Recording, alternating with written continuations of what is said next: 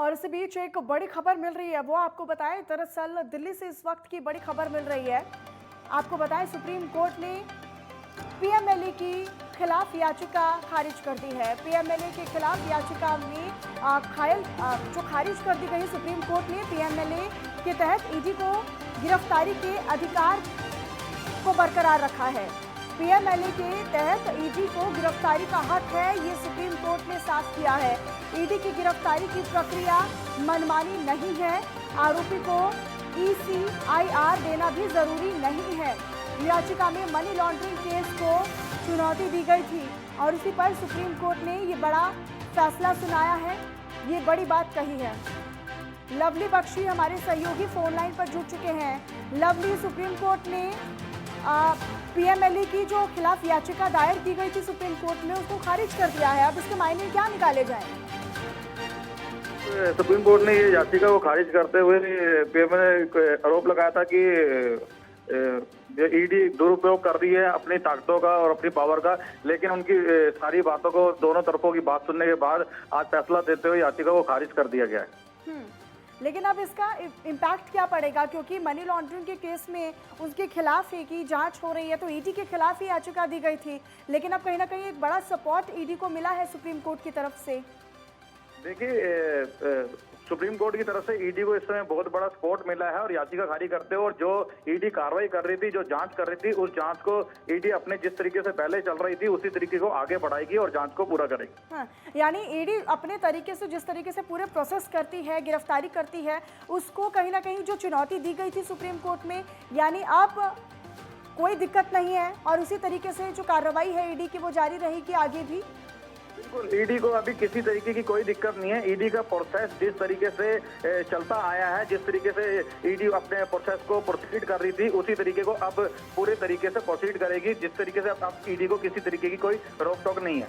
लेकिन लवली, संपत्ति को अटैच करने के अधिकार को भी बरकरार रखा है सुप्रीम कोर्ट ने। बिल्कुल बिल्कुल, संपत्ति को भी करने के लिए बरकरार सुप्रीम कोर्ट ने रखा हुआ है। अब आगे देखने वाली बात है कि ईडी सारे मामले के अंदर किस तरीके से अपना प्रोसीड आगे करती है, अपनी कार्रवाई आगे बढ़ाती है। लेकिन लवली, ये भी बेहद अहम और महत्वपूर्ण है, क्योंकि सुप्रीम कोर्ट ने अब बड़ा सपोर्ट तो ईडी को दिया है। उनके खिलाफ चूंकि याचिका दाखिल की गई थी, अब ईडी की गिरफ्तारी की जो प्रक्रिया है, जिसको कई लोग मनमाना कहा करते थे, अब सुप्रीम कोर्ट ने साफ कर दिया है कि जो प्रक्रिया है ईडी की गिरफ्तारी की वो मनमानी नहीं है। देखिए, ईडी के खिलाफ जो एक लोगों की प्रतिक्रिया थी कि ईडी अपनी मनमानी कर रही है, दुरुपयोग कर रही है अपने पावरों का, तो उस तरीके को, सारी चीजों को सुप्रीम कोर्ट ने दरकिनार करते हुए ईडी का रुख बिल्कुल साफ कर दिया है देश के सामने। अब ईडी अपनी कार्रवाई को अपने तरीके से करेगी। यानी अब तक जो प्रोसेस रहा करता था ईडी का, चाहे अब जो ताज़ा मामला है ईडी का, जिस तरीके से सोनिया गांधी से भी पूछताछ लगातार हो रही है, अब उसको कांग्रेस के जो नेता हैं वो आधार बनाकर सड़कों पर विरोध प्रदर्शन कर रहे हैं और ईडी के समन के खिलाफ ही विरोध कर रहे हैं। यानी कि अब उनको कहीं ना कहीं एक बड़ा झटका लगा है। जितने भी प्रदर्शनकारी है जो अलग अलग तरीके से ईडी के खिलाफ प्रदर्शन कर रहे हैं, भाई ईडी अपने पावर का और गलत उपयोग कर रही है और तंग कर रही है। जांच एजेंसियों के खिलाफ जो इल्जाम लगाए गए थे उनको बहुत बड़ा झटका है, क्योंकि सुप्रीम कोर्ट ने रुख साफ कर दिया ईडी के प्रति, और अब ईडी अपनी कार्रवाई को अपने तरीके, जिस तरीके से करती आई है उस तरीके से प्रोसेस से ही करा जाएगा। चाहे सोनिया गांधी से पूछताछ का मामला हो, चाहे मनी लॉन्ड्रिंग का मामला हो, या जो भी हो। ठीक है लवली, बहुत धन्यवाद आपका इस तमाम जानकारी के लिए। अपनी नज़र लगातार बनाकर रखिएगा। तो सुप्रीम कोर्ट ने ये बड़ा फैसला लिया है और अब आपको ये भी बताएं कि याचिका में क्या कुछ कहा गया था। पीएमएलए कानून के तहत गिरफ्तारी, जमानत देने, संपत्ति जब्त करने का अधिकार सीआरपीसी के दायरे से बाहर है, ये भी कहा गया था याचिका में।